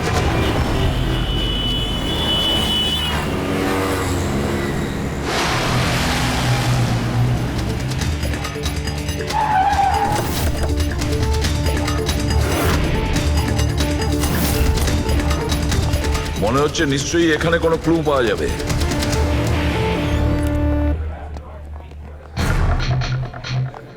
আসুন স্যার, এখানে বসুন। আচ্ছা, আপনি এটা বলুন তো যে এই মেয়েটা আপনাদের এখানে খাবার খেতে এসেছিল? আপনারা আসলে কে? সিআইডি। এখন আর কোনো কথা নয়, শুধুমাত্র ঠিকঠাক জবাব দাও। হ্যাঁ স্যার, কাল রাতেও এখানে এসেছিল, কিন্তু স্যার সিআইডি ওকে কেন খুঁজছে? একে আমরা খুঁজছি না, এর খুনিকে খুঁজছি। খুন হয়ে গেছে বেচারি। একটা কথা বলুন, এই মেয়েটা কি একা এসেছিল নাকি অন্য কেউ সঙ্গে ছিল? স্যার এসেছিল তো একাই, কিন্তু ও কথা বলেছিল অনেকের সঙ্গে। একা এসেছিল তো অনেক লোকের সাথে কথা হলো কিভাবে? আসলে আমাদের রেস্টুরেন্টে কালকে স্পিড ডেটিং নাইট ছিল। Speed dating? স্পিডে তো কার কিংবা বাইক চালানোর কথা শুনেছিলাম স্যার, কিন্তু স্পিড ডেটিং এটা কি ধরনের জিনিস? স্যার স্পিড ডেটিং ইয়াং জেনারেশনের কাছে এখন খুব পপুলার স্যার। বেসিক্যালি ছেলে বা মেয়ের মিটিংয়ের জন্য একটা প্ল্যাটফর্ম তৈরি করা হয় যাতে ওরা নিজেদের জীবনসাথী বেছে নিতে পারে। মানে যেভাবে ইন্টারনেট থেকে যোগাযোগ হয়, তাই তো? হ্যাঁ স্যার, অনেকটা সেরকমই, তবে ফোকাসটা বিয়ের ওপর নয়, ডেটিংয়ের ওপর হয়, যাতে ছেলেমেয়েরা নিজেদের চিন্তাভাবনা শেয়ার করতে পারে আর যাকে পছন্দ হবে তাকে জীবনসঙ্গী করতে পারে। মানে যে কেউ যে কোনো লোকের সঙ্গে কথা বলতে পারে, আলাপ করতে পারে আপনাদের এই স্পিড ডেটিং এর মাধ্যমে? হ্যাঁ স্যার, প্রত্যেকটা মেয়ে আলাদা আলাদা টেবিলে বসে আর ছেলেদের কাছে 5 মিনিট সময় থাকে তাদের সঙ্গে কথা বলার জন্য। মেয়েরা কথাবার্তার ভিত্তিতে তাদের লিস্ট থেকে 10-এর মধ্যে মার্কস দিতে থাকে ছেলেদের, আর ডেটিং এজেন্সি এই মার্কসের ভিত্তিতে ছেলে মেয়েদের জীবনসঙ্গী বেছে দেয়। আচ্ছা, কতজন এসেছিল এই আপনাদের স্পিড ডেটিং এ? স্যার 10টা ছেলে আর 10টা মেয়ে ছিল। খুব ভালো ইভেন্ট হয়েছিল স্যার।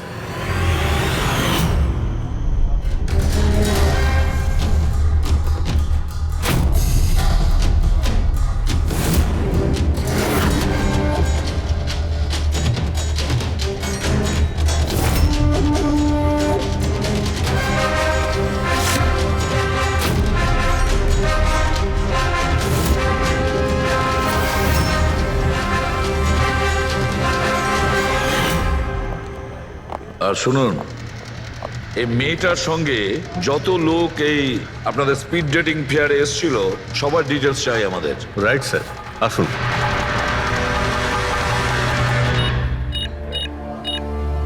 স্যার এই হলো এই ম্যাডামের ডিটেলস। মিস মালা বিরমানি, অ্যাড্রেসটা হলো A/231B ইউক্যালিপ 1111, ফোন নাম্বার 6528119991। এই সব কিছু ডিটেলস চাই আমাদের। আচ্ছা, ওই মেয়েটা কালকে মেক্সিকান খাবারের সঙ্গে কফিও খেয়েছিল কি? না স্যার, কফি তো পাওয়াই যায় না আমাদের রেস্টুরেন্টে। আপনাদের এই রেস্টুরেন্টে কফি পাওয়া যায় না? না স্যার। আচ্ছা আচ্ছা, আপনি এর প্রিন্ট আউটটা নিয়ে আসুন। আনছি স্যার।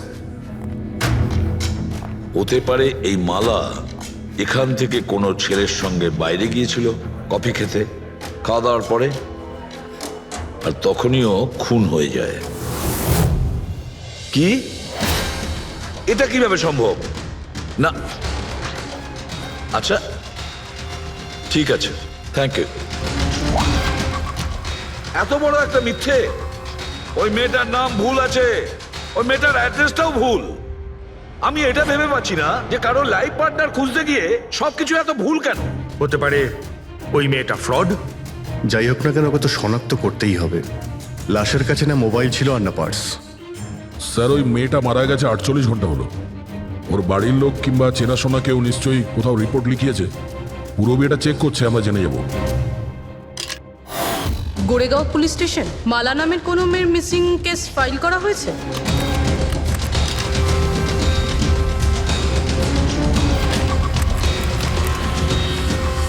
আচ্ছা, গ্রেট, থ্যাঙ্কস। আপনি আমাকে কমপ্লেনের ফাইল পাঠাতে পারবেন? আর হ্যাঁ, প্লিজ আপনি ওর পরিবারকে কিছু জানাবেন না। স্যার। হ্যাঁ স্যার, মেয়েটার আসল নাম মালিনী, আর মরুর এলাকাতে ওর মিসিং কমপ্লেন ফাইল হয়েছিল। মিসিং কমপ্লেন ওর স্বামী আর শ্বশুর শাশুড়ি করেছে স্যার। কি? একজন বিবাহিত মহিলা, সে স্পিড ডেটিং এ? সেটাই তো, আর সেটাও আবার কোনো নকল নাম দিয়ে। হ্যাঁ বলুন। সিআইডি।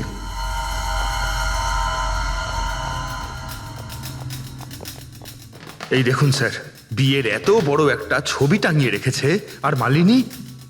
যদি আমি এরকম করতাম, আমার বউ আমাকে বাড়ি থেকে বের করে দিত। স্যার, কিছু জানতে পেরেছেন? মালিনী কোথায়? আই এম সরি, কিন্তু একটা খারাপ খবর আছে। খারাপ খবর? মানে মালিনীর অ্যাক্সিডেন্ট হয়েছে? কোথায় ও? কোন হসপিটালে রয়েছে? কেউ আপনার স্ত্রীকে খুন করেছেন। হ্যাঁ? খুন? কিন্তু কে কে করেছে স্যার? দেখুন, এখন যে কথাটা আপনাদের বলতে যাচ্ছি সেটা শুনে হয়তো আপনারা আরো কষ্ট পাবেন।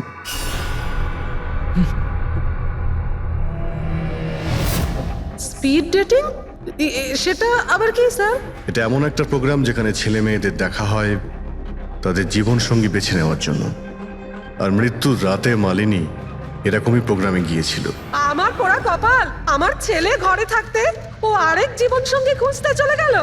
ব্যাস, এটাই তো বাকি ছিল। বংশের নাকে ঝমা কষা দিয়েছে ও।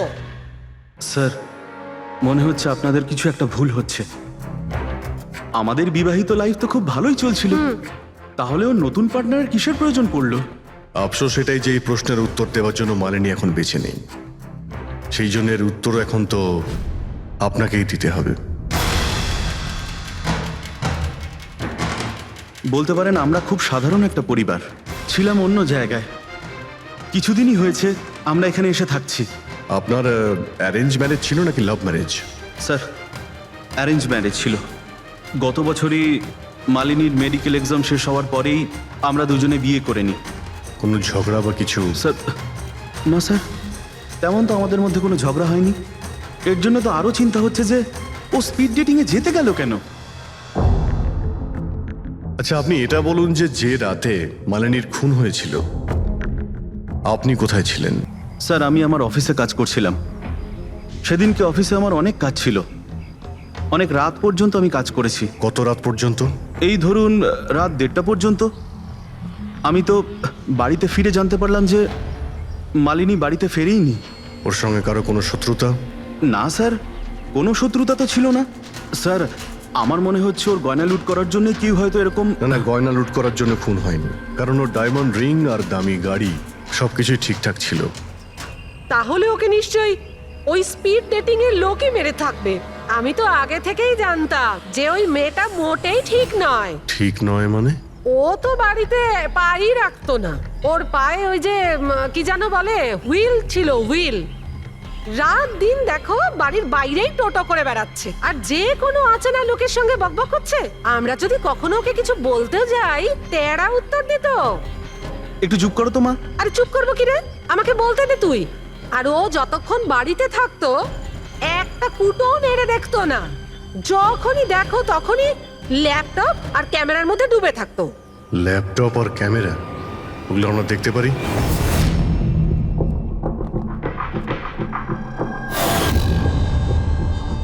স্যার, এই হলো ওর ল্যাপটপ। আর এই ক্যামেরাটা কোথায়? ক্যামেরা? স্যার, আমার মনে হয় না যে মালিনী ওর স্বামীকে ঠকাচ্ছিল। ও অন্য কোনো উদ্দেশ্যেই ওখানে গিয়েছিল। উদ্দেশ্য কি ছিল সেটা এই ক্যামেরা আর ল্যাপটপ থেকে জানতে পারাই যাবে। স্যার,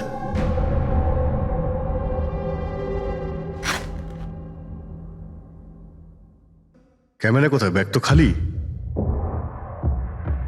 স্যার, ও তো ক্যামেরা এর মধ্যেই রাখতো, জানি না কোথায় আছে ওটা। এমনটা নয় তো মালিনীর পার্টস আর মোবাইলের সঙ্গে খুনি ক্যামেরাটাও নিয়ে চলে গেছে?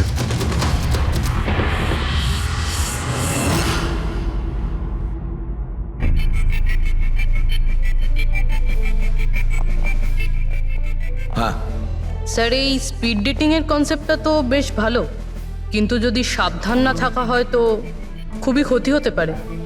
হ্যাঁ স্যার, এদের মধ্যে কেউ ক্রিমিনালও হতে পারে। একদম ঠিক, কিন্তু এই সাবধানতাটা ইভেন্ট ম্যানেজারের এবং সমস্ত পার্টিসিপেন্টদের এটা বোঝা উচিত। স্যার, হ্যাঁ, এই সোহানের মিথ্যা কথা ধরা পড়ে গেছে স্যার। এ আমাদের বলেছিল পরশুদিন রাতে ও নিজের অফিসে কাজ করছিল রাত্রি 1:30 পর্যন্ত, কিন্তু ওর মোবাইল ডিটেলস অন্য গল্প বলছে।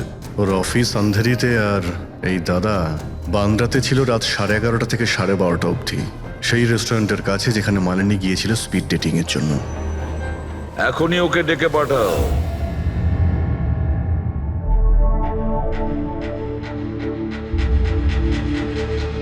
স্যার, আপনাদের মনে হয় কোথাও ভুল হচ্ছে। আর আমি আমার স্ত্রীকে কেন খুন করতে যাব? মাননী যখন মিথ্যে কথা কেন বললে? রাত 1:30টার সময় অফিসে ছিলে কি? স্যার, আমি তো সত্যি এটাই যে তুমি মালিনীকে ওই রেস্টুরেন্টে দেখেছিলে ওই ছেলেদের সঙ্গে কথা বলতে। তুমি রাগে উন্মাদ হয়ে যাও আর সেই জন্য তুমি ওকে খুন করো। না না স্যার, আপনি যাই বলছেন তার মধ্যে অর্ধেক সত্যি অর্ধেক মিথ্যে। হ্যাঁ, আমি সেদিন রেস্টুরেন্টে গিয়েছিলাম, আমি ওখানে মালিনীকে দেখেছিও, কিন্তু কিন্তু আমি ওকে মারিনি স্যার। আর আর আপনাদেরকে আমি মিথ্যে কথা বলেছিলাম কারণ আপনারা যেন আমাকে না সন্দেহ করেন। তুমি মালিনীকে মারোনি তাই তো? ঠিক আছে। আচ্ছা, 1 মিনিটের জন্য ভেবে নিলাম যে তুমি সত্যি কথা বলছো, যে তুমি মালিনীকে খুন করনি, কিন্তু সেই কথাটা বোঝাও আমাকে। এটা বলো, তুমি আগে থেকেই কি করে জানতে যে মালিনী ওই রাতে ব্যান্ড্রার ওই রেস্টুরেন্টে স্পিড ডেটিং ইভেন্টে পার্টিসিপেট করতে যাচ্ছে? স্যার, মালিনী কয়েকদিন ধরে কেমন ধরনের ব্যবহার করছিল যেন, না রাত না দিন, যখনই মন চাইতো বাড়ি থেকে বাইরে বেরিয়ে যেত। যখনই আমি এই ব্যাপারে ওর সাথে কথা বলতে যেতাম তো তো তো অজুহাত দেওয়া শুরু করতো। তারপরে সেদিন রাতে আমার বন্ধুর মারফত আমি জানতে পারি যে ও ব্যান্ড্রার একটা রেস্টুরেন্টে বসে আছে।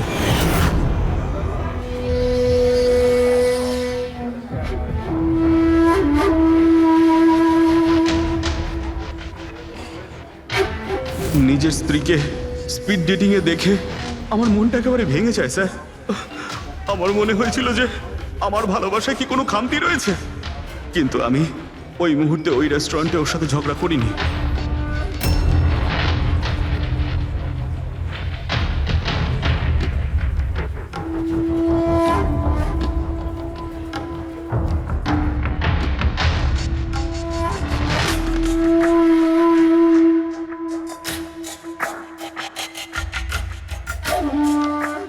আর যখনই ও বাইরে চলে এসেছিল আমি কিছু বলার আগেই ও অটো ধরে তাড়াতাড়ি চলে যায়।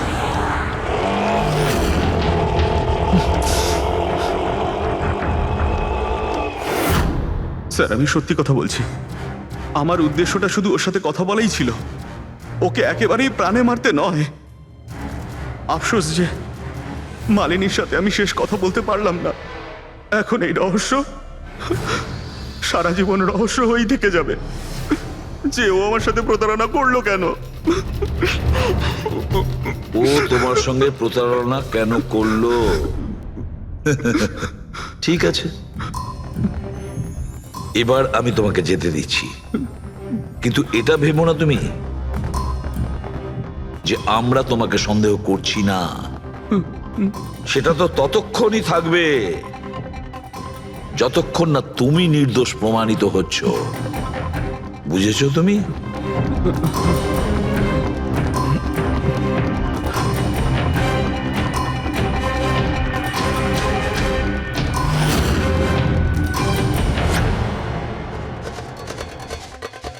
স্যার, এই যদি না হয় তাহলে সন্দেহ ওদের দিকেই যাচ্ছে যারা মালিনীর সঙ্গে ওই দিন রাতে ছিল। রবি, কিছু জানতে পারলে? স্যার, ওই দিন রাত্রে মালিনী 6 জন লোকের সাথে কথা বলেছিল। সুনীল, আরজে, হেমন্ত, গৌরব, ময়ূক আর প্রতীশ। কাজ করি আমরা, ওই 6 জনকে রেস্টুরেন্টে ডাকো, ভালো করে জিজ্ঞাসাবাদ করতে হবে। খুনি নিশ্চয়ই এদেরই মধ্যে কেউ হবে। স্যার, এই কেসটা তাড়াতাড়ি সলভ করুন না, আমাদের রেস্টুরেন্টের খুব বদনাম হচ্ছে। একটা নিরীহ মেয়ে খুন হয়েছে, হ্যাঁ, আর তুমি তোমার রেস্টুরেন্টের নাম নিয়ে পড়ে আছো। শুধু নিজের ব্যাপারে তুমি ভাবছো, একটু সমাজের ব্যাপারেও ভেবে দেখো। হ্যাঁ স্যার, হ্যাঁ স্যার, সবাইকে আধ ঘন্টার গ্যাপে গ্যাপে ডেকেছি। ঠিক আছে, গুড। একটা কথা ঠিক করে বলো, যখন এখানে ইভেন্ট চলছিল তখন তুমি এখানেই ছিলে তো? হ্যাঁ স্যার। তাহলে যদি এদের মধ্যে কেউ আমাদের কাছে মিথ্যে কথা বলে, কোনো কিছু লুকোনোর চেষ্টা করে, তাহলে সঙ্গে সঙ্গে আমাদের বলে দেবে, কেমন? ঠিক আছে স্যার। স্যার, মেয়েটা সুন্দরী ছিল, কিন্তু ততটাই বোরিং। ওর প্রতিটা কথা আমার মাথার উপর থেকে বাউন্স করে চলে গেছে। স্যার, ও তো আমার সাথে বেশি কথাও বলেনি। হতে পারে যে আমাকে দেখে ও লজ্জা পেয়েছিল, বা আমাকে ওর আদৌ পছন্দ হয়নি। স্যার, ও আমার সঙ্গে ছিল, আবার ছিলও না। ছিল অথচ ছিল না মানে? স্যার, অ্যাকচুয়ালি ও কথা তো আমার সঙ্গেই বলছিল, কিন্তু ওর মন অন্যদিকে ছিল, বারবার অন্য কাউকে দেখছিল। স্যার, আমার মনে হয় ও আমার এবং আপনাদের সবার সময় নষ্ট করছে। ওর লাইফ পার্টনার বেছে নেওয়ায় কোনো ইন্টারেস্টই ছিল না স্যার। তার থেকেও বড় কথা স্যার, ওর মন অন্য কোথাওই ছিল। স্যার আমার তো ওকে খুবই পছন্দ হয়েছিল, কিন্তু মনে হয় ওর আমাকে পছন্দ হয়নি। ওর মনে হয় আরেকজনকে পছন্দ হয়েছিল, যার সাথে ও খুব হেসে হেসে কথা বলছিল। সে কে? গৌরব। হ্যাঁ স্যার, আমাদের টিউনিং তো খুব ভালো সেট হয়েছিল। ইনফ্যাক্ট আমরা অনেক কথাই বলেছিলাম। কি কি কথা হয়েছিল মালিনীর সাথে? জেনারেল কথাবার্তা sir, favourite hobbies, favourite movies, favourite colour, এইসব। ইনফ্যাক্ট ও এত বেশি নার্ভাস হয়ে পড়েছিল যে ওর জুসটাই আমার উপর ফেলে দিয়েছিল। তাহলে মিটিং এর পরে তোমাদের নাম্বার নিশ্চয় এক্সচেঞ্জ হয়েছিল? না স্যার, নাম্বার এক্সচেঞ্জ হয়নি। ও বলেছিল ইভেন্ট শেষ হওয়ার পর 8 ঘন্টার মধ্যে আমার সঙ্গে কফি শপে দেখা করবে। এর পেট থেকে আমরা মেক্সিকান ফুডের পার্টিকেলস পেয়েছি আর কফি। আচ্ছা, তার মানে গৌরব তুমি ওর সঙ্গে কফি শপে দেখা করো ইভেন্টের পরে? কোথায় স্যার, 2 ঘন্টা ওয়েট করেছিলাম কফি শপে, ও আসেইনি। সত্যি বলছো? স্যার মিথ্যে কেন বলবো? ঠিক আছে, আমাদের ওই কফি খাওয়াবে তো? শিওর স্যার, কখনো যাওয়া যাবে? কখনো কেন, এখনই চলো। যাই। বলুন স্যার, কোন কফি নেবেন? তবে এখানকার cold coffee with vanilla ice cream বেশ ফেমাস, আপনি বলে সেটা অর্ডার করতে পারি। আমার জন্য একটা cold coffee with ice cream. Coffee toffee তো খাওয়া হবে, আগে এটা বলো যে তোমরা ওই দিনকে ঠিক কোন জায়গাতে বসেছিলে? ওহ স্যার, আমরা ভেবেছিলাম আমরা কফি খেতে এসেছি, কিন্তু আপনি তো এখনো আপনার তদন্ত চালিয়ে যাচ্ছেন। তদন্ত শেষ হওয়ার পরে কফি খাওয়ার যে মজা সেটা এখন পাবো না। Hello sir. পরশু রাতে সিসিটিভি ফুটেজ আমরা দেখতে চাই ম্যানেজার বাবু। সরি, কিন্তু সিসিটিভি ক্যামেরা তো 1 মাস ধরে আউট অফ ওয়ার্কিং। আর ঠিকও করেননি? স্যার বিজনেস একেবারে জিরো, ক্যাফেতে অলরেডি লোকসানই হচ্ছে। আমি ভাবলাম যে এর মধ্যে আবার নতুন করে আলাদা এক্সট্রা ফালতু খরচা করে কি লাভ। আচ্ছা, আপনি এই ছবিটা দেখুন। এই মেয়েটা কি এসেছিল পরশু রাতে? স্যার এক্স্যাক্টলি আমার ঠিক মনে তো পড়ছে না। ক্যাফেতে তো অনেক ধরনের লোকজনই আসে যায়। অনেক ধরনের লোকজনই এখানে আসে, তাও ক্যাফে চলছে না বলছেন? স্যার আচ্ছা, এনার পরশু দিনের বিল আছে নিশ্চয়ই, দেখাবেন আপনি? হ্যাঁ স্যার।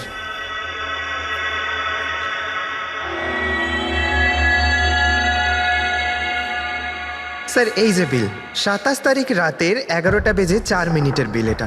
1 মোকা কফি আর একটা ক্যাফেচিনো কফি। তুমি তো বললে তুমি একা ছিলে, তাহলে এই 2টো কফি কিসের জন্য? স্যার আমি তো ওর জন্য কফি অর্ডার দিয়েছিলাম, ও না আসলে আমি কি করব? আমি অনেকক্ষণ ওর জন্য অপেক্ষা করেছিলাম।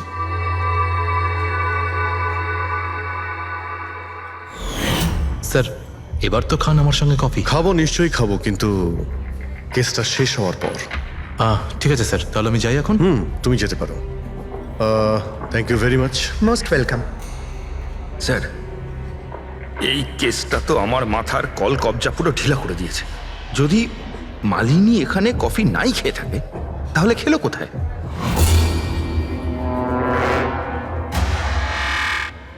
ওই গৌরবী আবার মালিনীকে মেরে ফেলেনি তো? ও মালিনীকে এই কফি শপে ডেকেছিল কফি খেতে, সে যখন আসে না ও ভেঙে পড়ে, খুন করে দেয়। যে কোনো কিছু হতে পারে এই কেসে ফ্রেডি, যে কোনো কিছু হতে পারে। স্বামীও মারতে পারে, ওই ছেলেদের মধ্যে কেউ হতে পারে, বা কোনো তৃতীয় পার্টি। মনে আছে তোর ক্যামেরাটা উধাও? এমন কেউ যার ওই ক্যামেরাতে কোনো ছবি নিয়ে প্রবলেম আছে।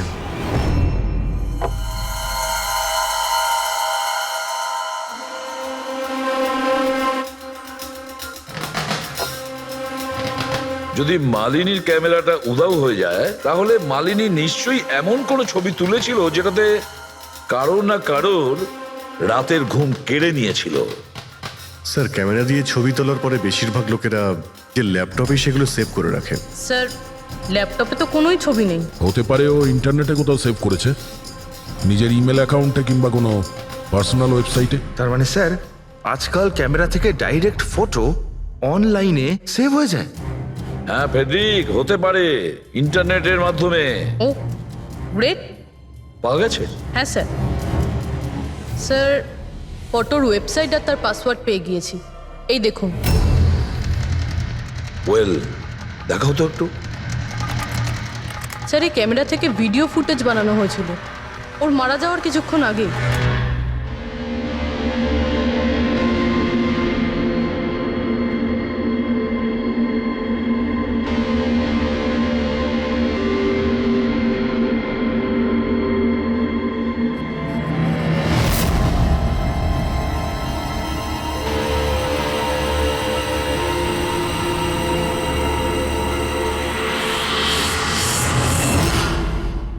এই ফুটেজের জন্যই মালিনীর খুন হয়নি তো?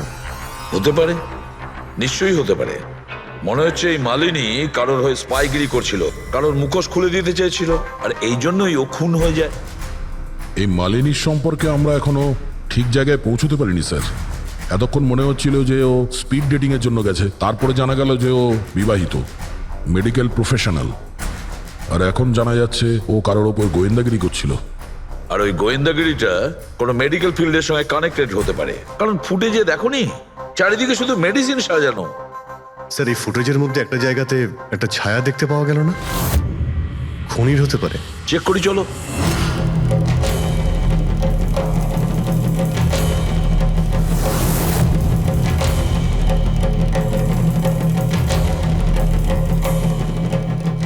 এর মধ্যে যে ডেটগুলো দেখতে পাচ্ছি এ তো এক্সপায়ার হয়ে গেছে। ওষুধগুলোর সঙ্গে অ্যাসিটনও রেখেছে। অ্যাসিটোন? স্যার, এই কেমিক্যাল দিয়ে তো ওরা ওষুধের ওপর পুরনো এক্সপায়ারি ডেট উঠিয়ে দিয়ে নতুন ডেট দিতে পারে, আর সেটা ওরা বাজারে ছাড়তে পারে বিক্রির জন্য। কয়েকটা টাকার জন্য মানুষের জীবন নিয়ে এত বড় খেলা খেলছে। এটার খোঁজ নিতেই মালিনী ওখানে গিয়েছিল। হ্যাঁ স্যার, ওই খুনি মালিনীর ক্যামেরাটা তো চুরি করে নিয়েছিল, কিন্তু এটা জানতো না যে মালিনী মরার আগে পুরো ফুটেজটা ওয়েবসাইটে দিয়ে দিয়েছিল।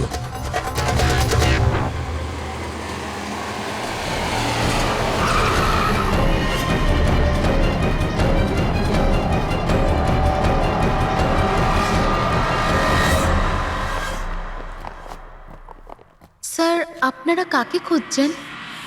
আমরা সিআইডি থেকে। স্যার, এ তো আমাদের কোম্পানির ডিব্বা। ওটা তো আমরাও দেখতে পাচ্ছি, কিন্তু কি চলছে এই গোডাউনে? পুরনো ওষুধকে নতুন বানানোর ধান্দা চলছে? হ্যাঁ না স্যার, আমাদের এখানে কোনো বেআইনি কাজ হয় না। বরং আমি এটা বুঝতে পারছি না যে এই জায়গাটা কোথায়। আচ্ছা, এটা তোমাদের গোডাউন নয়? স্যার, এটা তো আমাদের কোম্পানির গোডাউন নয়। ইনফ্যাক্ট আমাদের কোম্পানির গোডাউন এই বিল্ডিং এর নিচেই আছে। আপনারা চাইলে চেক করতে পারেন। নিশ্চয় স্যার, আমাদের কোম্পানির নাম ভাঙিয়ে কেউ বেআইনি কাজ করছে। কিন্তু আপনাদের কোম্পানিতে যে পুরনো ওষুধ, ওগুলো কি করেন আপনারা? স্যার, একটা কোম্পানিকে আমরা কন্ট্রাক্ট দিয়েছি আমাদের কোম্পানির সব পুরনো মেডিসিনগুলোকে ডিস্ট্রয় করার জন্য। আমাদের কাছে রেকর্ডও আছে, আপনি চাইলে দেখতে পারেন। এক মিনিট।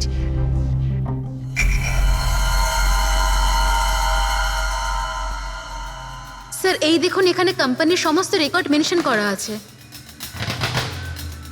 তো এদের কাছে তোমাদের কোম্পানির নতুন বক্সগুলো এলো কি করে?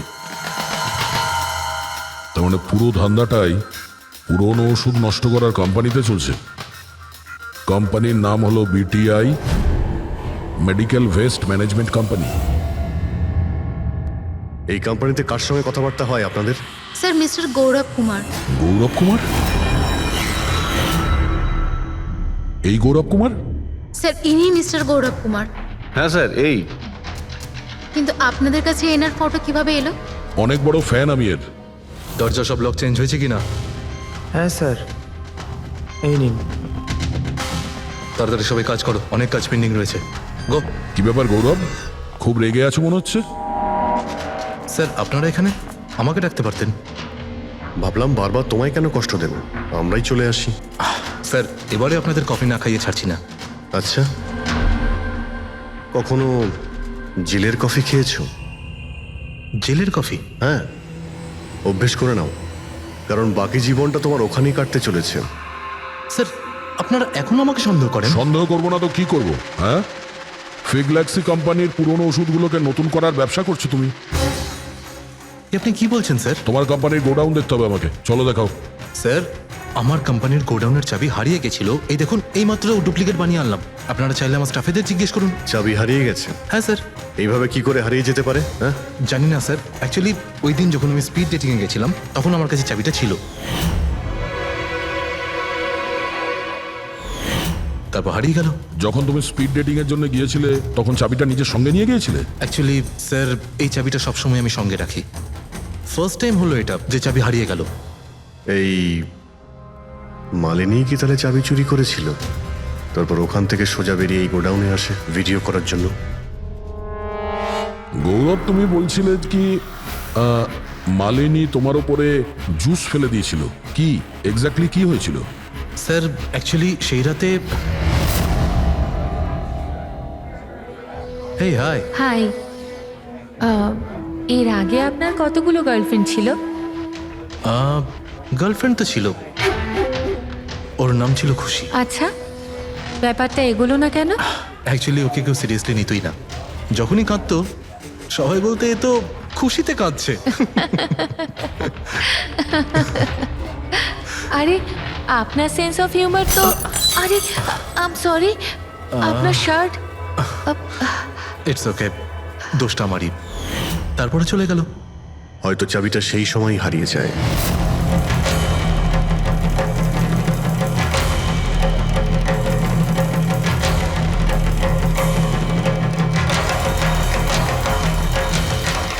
মালিনী চাবি চুরি করেছিল?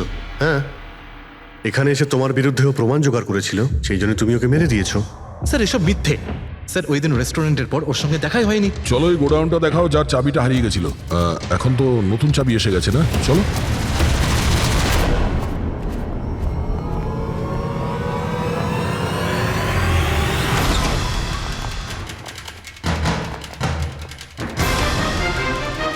স্যার, এটা তো সেই জায়গাটাই যার ফুটেজ মালিনী শুট করেছিল।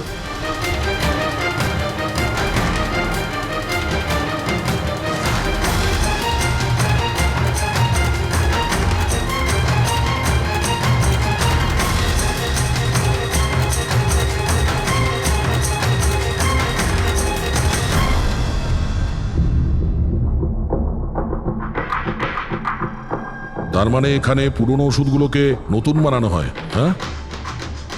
বাহ মিস্টার গৌরব, এইভাবে পুরনো ওষুধগুলোকে নষ্ট করছিলেন আপনি, হ্যাঁ? সবাই তোমাদের উপরে ভরসা করে ওষুধ কেনে, আর তোমরা তাদের বিষ বিক্রি করছো। বিষ? স্যার আমার কথা বিশ্বাস করুন, না আমি এরকম কোনো ওষুধের ব্যবসা করেছি, আর না আমি মালিনীকে খুন করেছি। মিথ্যে কথা বলছো তুমি। ওই রাতে রেস্টুরেন্ট থেকে তোমার কার্ড চুরি করে মালিনী এখানে আসে।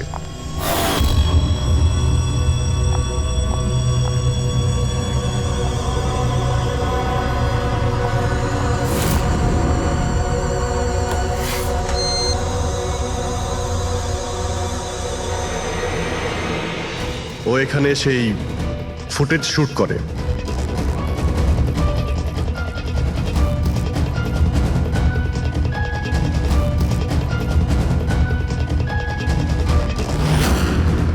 তারপর ও কোনো কফি শপে যায় ইন্টারনেটের জন্য, যাতে ও ফটো আপলোড করতে পারে। এক্সকিউজ মি, ওয়াইফাই এর পাসওয়ার্ড? ঠিক আছে, থ্যাংক ইউ।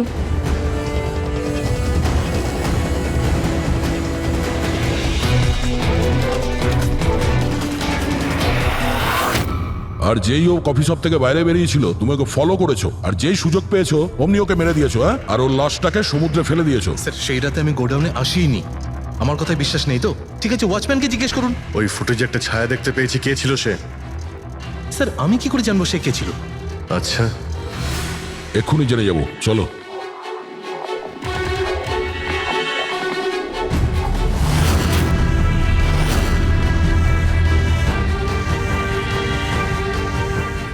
একটা কথা বলো, এই তোমাদের মালিক এই পরশু রাতে এখানে এসেছিল? এই তোমাদের মালিক এই পরশু রাতে এখানে এসেছিল? না স্যার, এই সাহেব তো আসেননি সেদিন রাতে। আচ্ছা, এই মহিলা এ এসেছিল?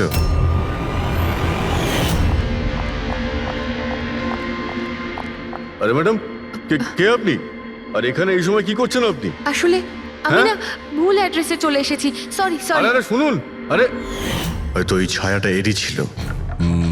আর কেউ এসেছিল এই মহিলা ছাড়া? না স্যার, আর কেউ আসেনি সেদিন রাতে। দেখলেন স্যার, আমি বলেছিলাম না আপনাদের আমার কোনো দোষ নেই। আপনারা খামোখা প্রথম দিন থেকে আমার পিছনে হাত ধুয়ে পড়ে আছেন। তোমার পেছনে পড়বো না তো কি করব, হ্যাঁ? এই নকল ওষুধের কালোবাজারি তোমার তদারকিতে হচ্ছে এখানে। স্যার আমি এসব করি না।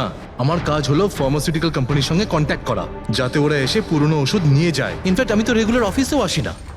আচ্ছা, রেগুলার বেসিসে এই গোডাউনে নজর কে রাখে? তোমার কোনো এমপ্লয়ি তো আছে এখানে? হ্যাঁ স্যার, প্রতীশ, ও এখানকার অপারেশন ম্যানেজার। প্রতীশ? আচ্ছা, ওই ডেটিং এর ইভেন্টে প্রতীশের সঙ্গে কথা হয়েছিল, ও ছিল না ওখানে? হ্যাঁ স্যার।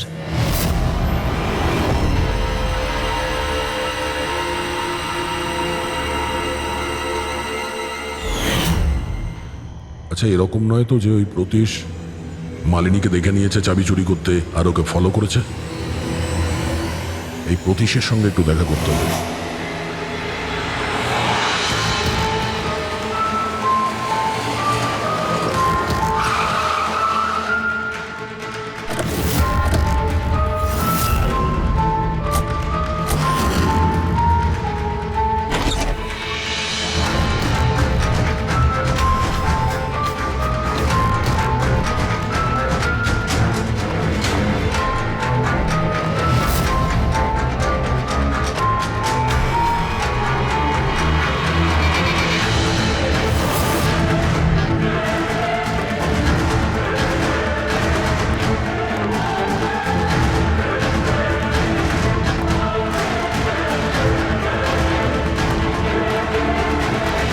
স্যার, এই ভাঙা মোবাইল, ক্যামেরা আর পার্সটা পেলাম।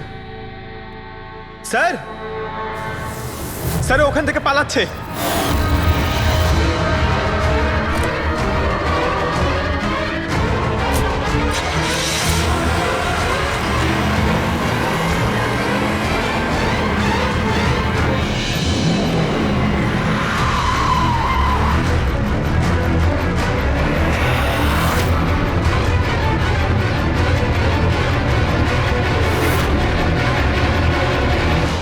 দেখো, মিথ্যে কথা বলে আর কোনো লাভ নেই।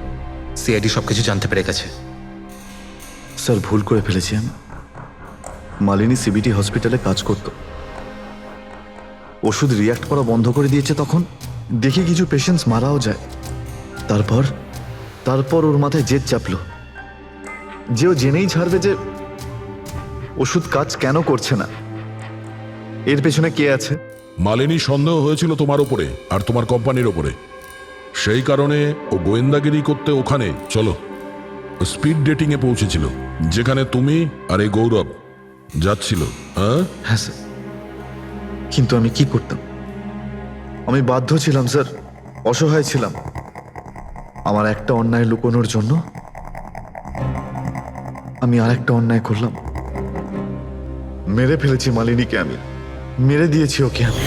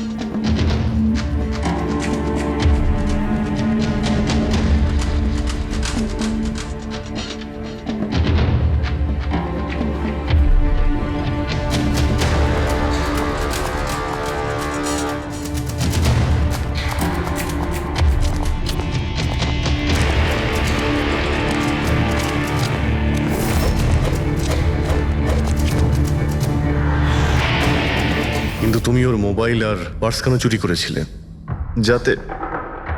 যাতে আপনারা মনে করেন স্যার লুটপাটের চক্করে চুরি হয়ে গেছে। লুটপাট? কিন্তু ওর দামি ঘড়ি আর ডায়মন্ড রিং বের করতে ভুলে গিয়েছিলে।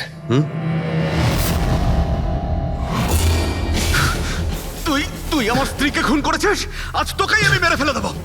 ছাড়বই না আমি তোকে কিছুতে। ওকে শাস্তি আইন দেবে, ও অবশ্যই মারা যাবে, কিন্তু তোমার হাতে নয়, ফাঁসির দড়িতে ঝুলে।